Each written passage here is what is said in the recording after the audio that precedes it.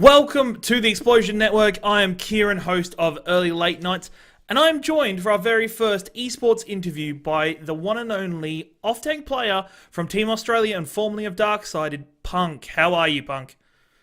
I'm doing all right. I just got home from school today, so I'm ready to have a chat.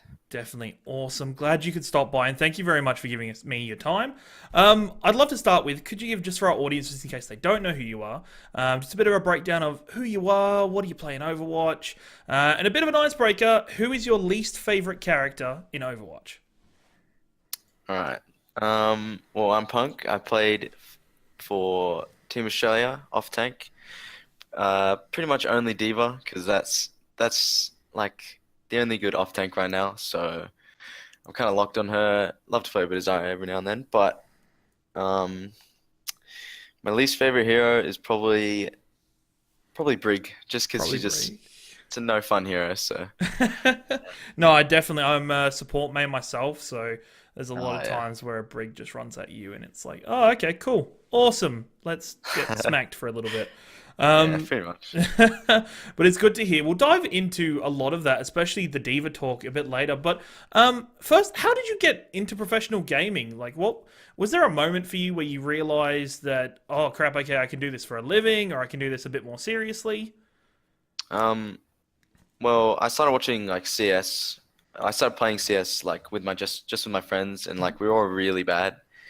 And yeah, so we just started playing a lot, and then I got like I guess just better than like all my other friends, and then I had to stop playing with them because it wouldn't like the game wouldn't let me because I was too high a rank or something. So yeah, I just kept playing and like got decently good somewhat, and then started watching that esports scene, like all the majors, and that's what really made me like think, wow, this is pretty cool. So like I really want to do this like as something in the future. So I started to yeah, so I finished Counter-Strike. Not wasn't that great at it, like not good enough to be top tier. So Overwatch is coming out. Also, again, played with my friends, wasn't very good, and then yeah, just got better than them, and then joined a team. I All bet your from there. friends had a moment of, thank God we got a new game, we can play with him. And Yeah, crap, he's already way too high for us. This. pretty much. So it's interesting to know because, especially one of the things I reached around to different communities that to ask any questions, and one of the biggest questions that I got, and I got it from a user named Pearso, was what games did you play beforehand, before Overwatch, and of course Counter Strike you've just mentioned. How was the transition from, say, Counter Strike to Overwatch? Were you a big first person shooter fan? Did you have any other big genres of multiplayer games that you played beforehand that you think lended yourself to excelling at Overwatch a bit quicker? So I've never really played any MOBAs at all, ever. Okay. That's also what I get asked sometimes. Yep. But yeah, I guess I played Halo on like the Xbox, and so I've just been a huge fan of first-person shooters like forever, and that's like what I've been good at. So played Counter-Strike, and the transition from that to Overwatch was like all the aim was like pretty much there. It's just it's about that like that MOBA aspect of like metas and like those type of strategies where I like had to learn it all from scratch because I've never played a game like that Yeah. before. Yeah. So yeah, that was probably the biggest learning curve for me in Overwatch starting off. Yeah, definitely. And I came from the opposite end of it. I came from Dota 2. I think it's a good thing not to come from Dota 2 or MOBAs because they're terrible places. But I guess with that transition over, you've picked up with your time, you've picked up the MOBA aspect and the strategy. The meta in Counter Strike isn't as nearly complex as MOBAs, I guess. I guess it's really down to positioning and different playstyles and strategies, as well as whatever guns get nerfed. But so, one of the big things about that I saw at the Melbourne Esports Open for the Overwatch Contenders that you took part in was the host really featured your family being present at the arena and really involved in the day throughout each interview. I think you got asked one or two questions both times. How did you broach the question with your family to say, hey, this is something I seriously want to do, because it's not a conversation that many people have had to have yet, really, in the scheme of things of the world. So, how did that go down?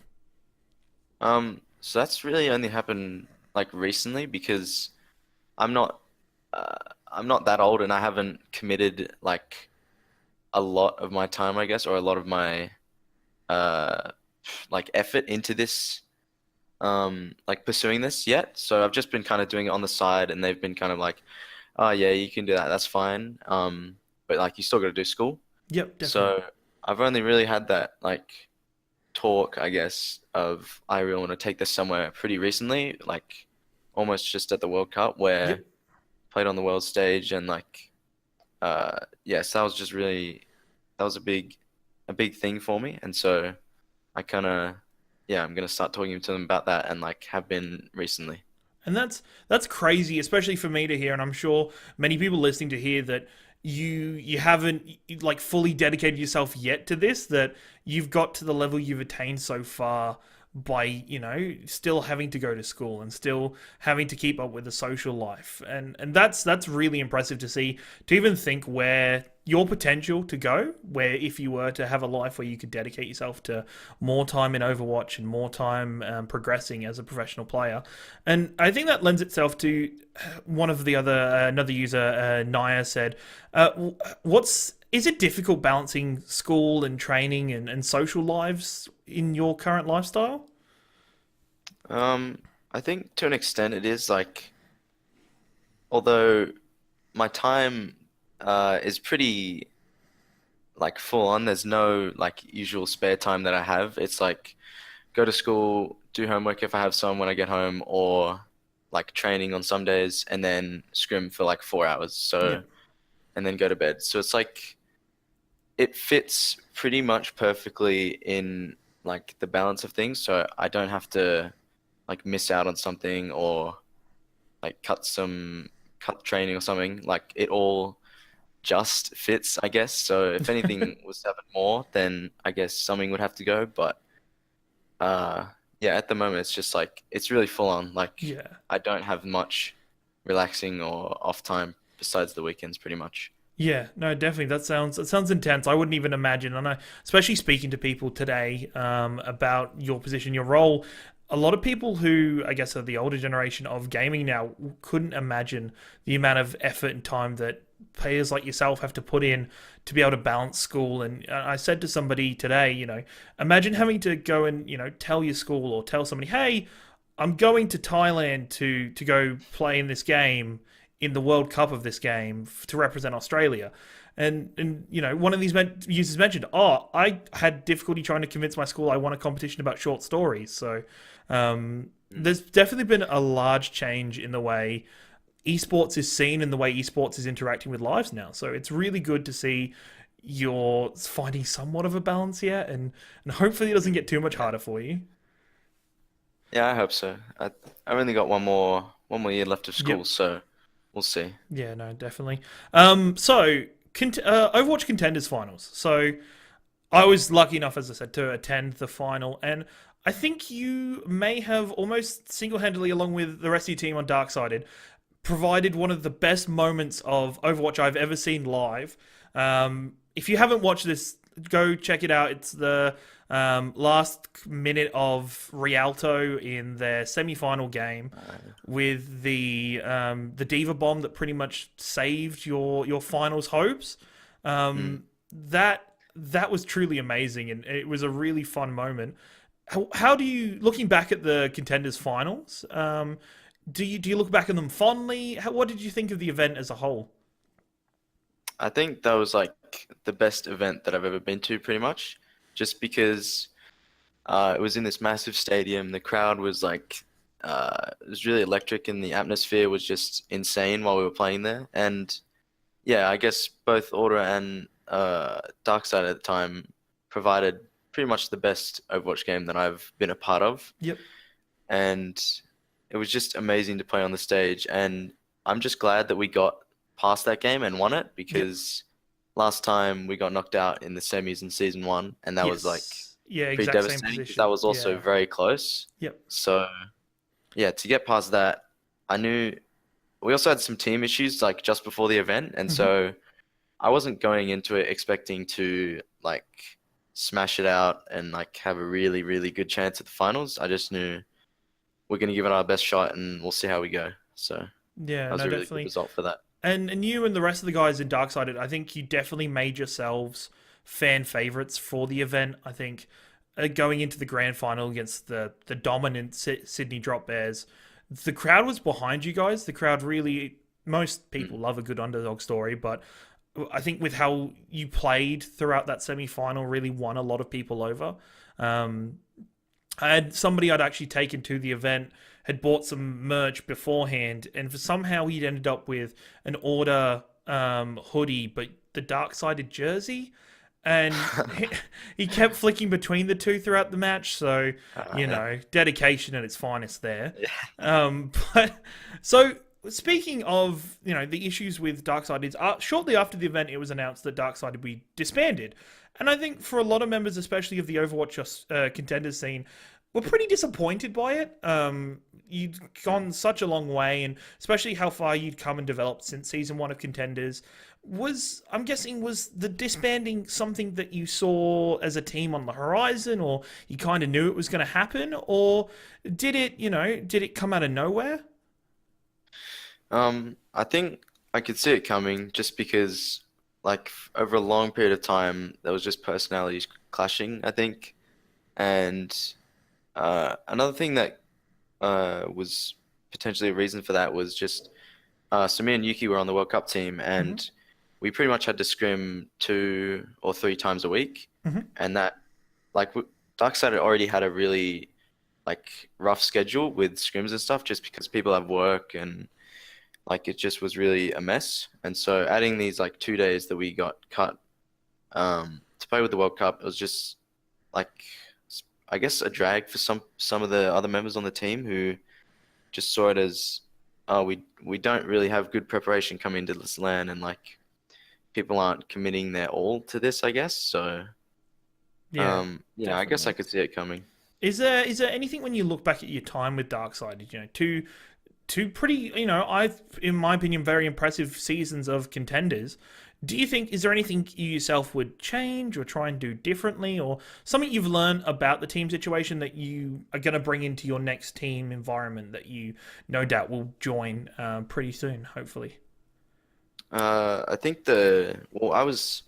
I guess I was the manager and captain guy of Darksided Hmm. for the most part. So I think those skills will transition to like pretty much any team, whether I'm the captain or not. So that'll help a lot. But I don't think I would change much. Just um, yeah, looking back on it, was for the most part like really good experience. Like we were a really good team, and uh, coming into season one of Contenders, two of our players got removed and put onto blank, so that really hurt us as well. But I guess we managed to pull together a roster that was still top two pretty much in the region. So I'm pretty proud of that. Yeah, no, definitely. You definitely should be proud of it. I think anybody who looks back at the both season contenders and all the other comps you played in with Darksided should there's nothing to look back of and doubt or be down about. It was a fantastic team. So with the contenders finals being that you played in both now, and the second one being featured at the Melbourne Esports Open, and which was such a huge event for esports for Australia. What do you see and what do you think of the Australian esports scene currently at the moment? I think it's definitely growing. Like there's a lot more things happening, like the Esports Open and like Gfinity came out like I think at the start of this year or like Yep. end of last year. I don't know. Hmm. I don't know when the exact time was, but like these sort of like they're almost huge events. Like they're almost there. I think the Melbourne Esports Open was like probably the biggest that we've had so far in Australia, besides IEM Sydney, and Yes, uh, yeah, I think it it's probably like was. the biggest domestic like competitions that we've had. So I think it's definitely growing, and Overwatch will continue to grow. I think in Australia for at least until like next year, the end of next year. Yeah, yeah, definitely. And then I'm sure there'll be something else, or Jeff Kaplan will start an apocalypse, or there'll be Yeah. something happen, you know. The But Overwatch League team maybe. So yeah, hopeful for hope that. for. So many people got excited for it, and I think Yeah. just at the moment there's a few too many problems in the way. Do you think we're going to get to the point in Australian esports where players won't have to leave the country to become successful? I think, especially seeing it in various esports, there were a number of Dota 2 players, especially one that just recently won their kind of yearly international World Cup thing. He had to actually move to China beforehand to be able to get involved with the team. And I'm sure, you know, with our most successful Overwatch player, Custer, having to go to America and go to Canada to prove himself and put some more time in. Do you think there's going to be a point in time where the players won't have to do that? I think there definitely will be, but I think it's going to take a long time still because like you look at the culture in Korea surrounding like esports, and the players over there are looked upon as like pop stars Yeah, almost. Like yeah, that's how they're treated, and like it's just different over here. It's just mhm, different in the Western culture, and um, so yeah, I think that'll have to change, and also the sponsorship with Blizzard because and contenders. So as of now, you can't have any conflicting sponsors like uh, displayed on your jerseys or anything in contenders, which is pretty much all sponsors that orgs have besides like Omen, HP or something. So yep, yep, a lot. So all the teams have to get their jerseys changed, and then there's no sponsors. So no sponsors, no money, which means the orgs aren't providing as much money and putting enough money into the scene. And so I think if that rule was uh, like softened up a bit, then I think we could see that more like time and money put into the scene. So I think it definitely can happen, but it's still going to take a long time. yeah. No, definitely. It's got to be some big changes put in. I think, you know, one part is of course our internet. Our internet is terrible Mm, here, and yeah, I wouldn't, you know, the fact that higher tier players of Overwatch are having to get VPNs to try and play over on American servers for, you know, 150 ping upwards yeah. is pretty. It's a bit disappointing. So hopefully that can change in the future. So let's dive into Overwatch a little bit. How do you feel about the current version of Overwatch, the current meta that's happening right now as we speak?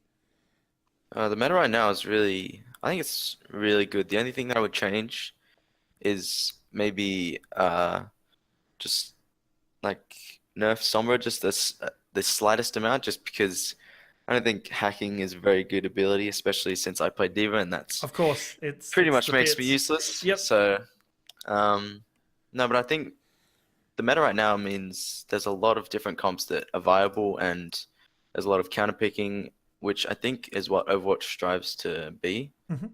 So I think right now it's in a good place. Yeah, definitely. And I think everybody, especially the support meta, is so varied now. We're not just locked into Mercy Yeah. and Zen every game. For Sombra itself, for herself, when that change first came in to give her, you know, unlimited invisibility and the translocator not having a, you know, a timer anymore, a lot of pros that played a lot of Sombra said this is a terrible change. Like, this is bad. It can't be played. Like, it's so much worse. It's from my point of view, and I think many other people's point of views, it's kind of gone against that because of how Sombra oriented the meta is becoming, with the amount of pro teams, especially in the World Cup, picking up Sombra. Did you see that change coming as a good change, or did you see that it was going to be that little bit overpowered? I think uh, it was a weird change. Like a lot of different people thought, oh, it's going to be a buff. A lot of people thought it's going to be a nerf. So no one really could tell as soon as it came out. So from playing it a bit, I don't think it's a buff or a nerf. It just makes it less fun to play against. Yeah, Um, just because of the infinite stealth, and I think it makes it less fun to play against, but also to play as. I don't speak from experience. I don't play Sombra, yeah, but of course. just like my perspective on it is, yeah, that it's just less fun overall. So I'm guessing the only major change you would want made to Overwatch at the moment would be a Sombra change, or do you think there is something that needs to be added to Overwatch through maybe a new character or a new game type or map type? What do you see of those kind of things in Overwatch?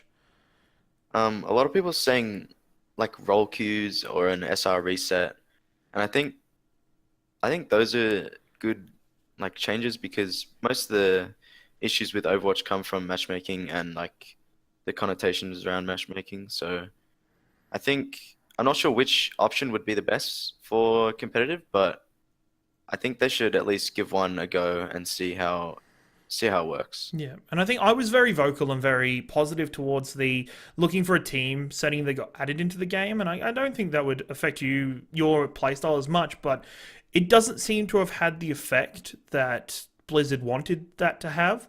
That was their substitute for role queuing or an SR reset. Mm. Like, do you think that that system had a chance, or was it just kind of doomed to failure to be queued into an actual six stack that have actually spent time together and worked together for a long period of time? I think it's one of those ideas that's like, it's a good idea, it could work, there's no harm doing it, but it just ends up dying after like a few weeks and no one really uses it. I personally have never used it, Yep, so of and I course, think and in smaller regions it's also harder to use that, but also I think just in the higher ranks in NA and stuff, like I've seen no one use it there. So yeah, I think maybe if it's like for like the lesser ranks, then it does serve its purpose somewhat, but I think there still needs to be that like higher SAR solution that we're waiting for. yeah, definitely, and I think also the endorsement system just became a meme very Yeah. quickly, with the amount of shot callers that get thrown out for no reason. Yeah. Um, so speaking of Blizzard, the World Cup, you were lucky enough to play and be, to trial and be selected for Team Australia. You represented us in Bangkok in Thailand over the weekend. How was that event? Because that just looked like it would have been crazy.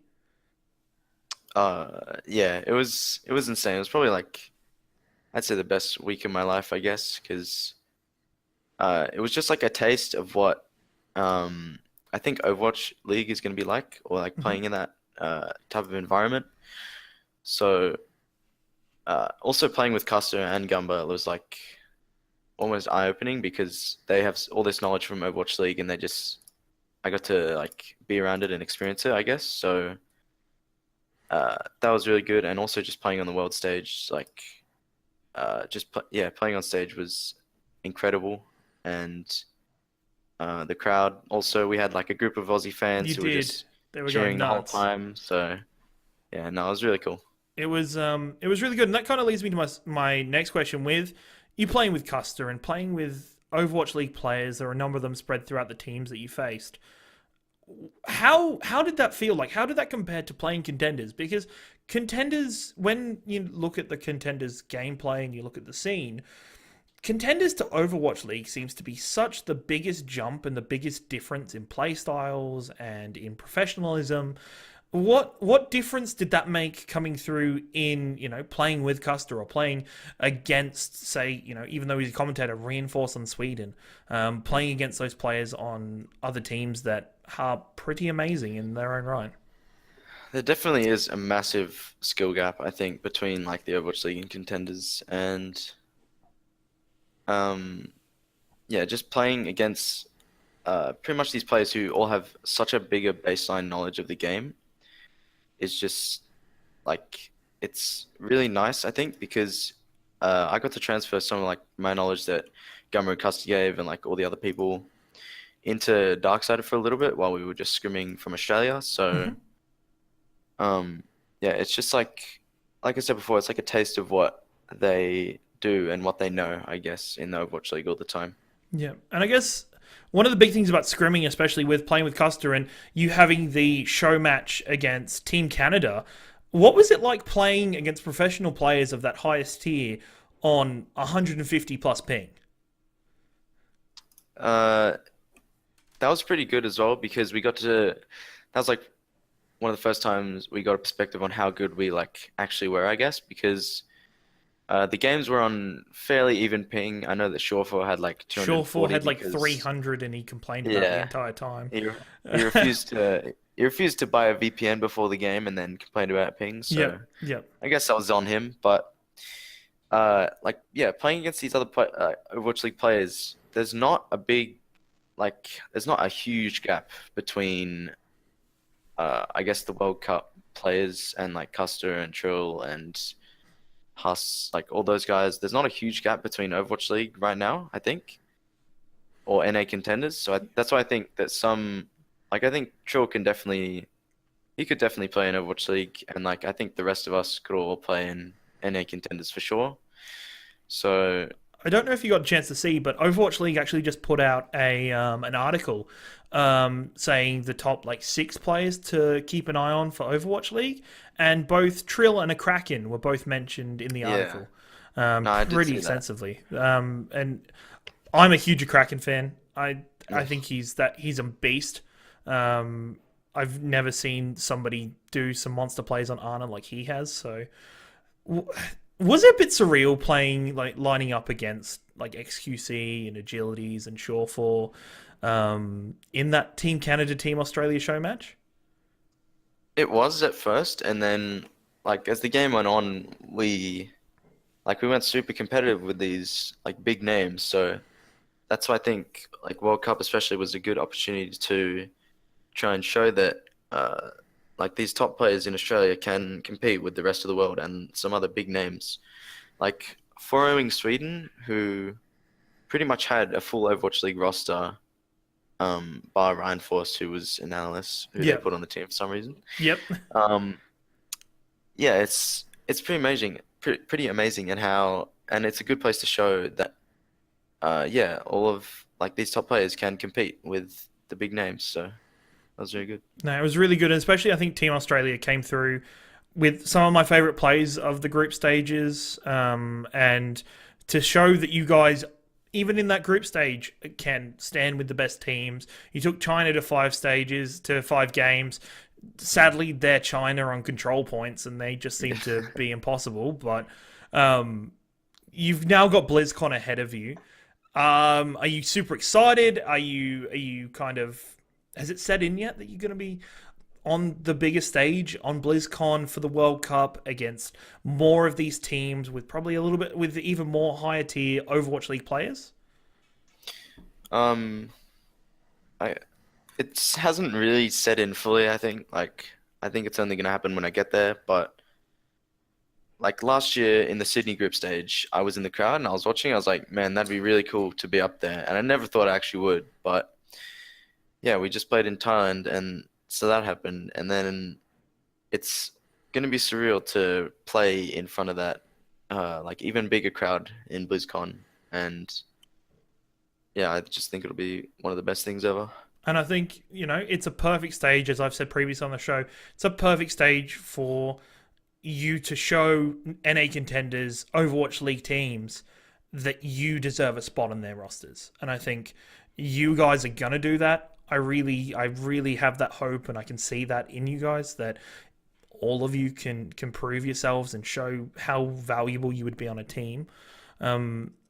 With it going forward, before we wrap up the interview, I've got 3 pretty quick hypothetical questions, just to go. So, in a perfect world, what's next for Punk?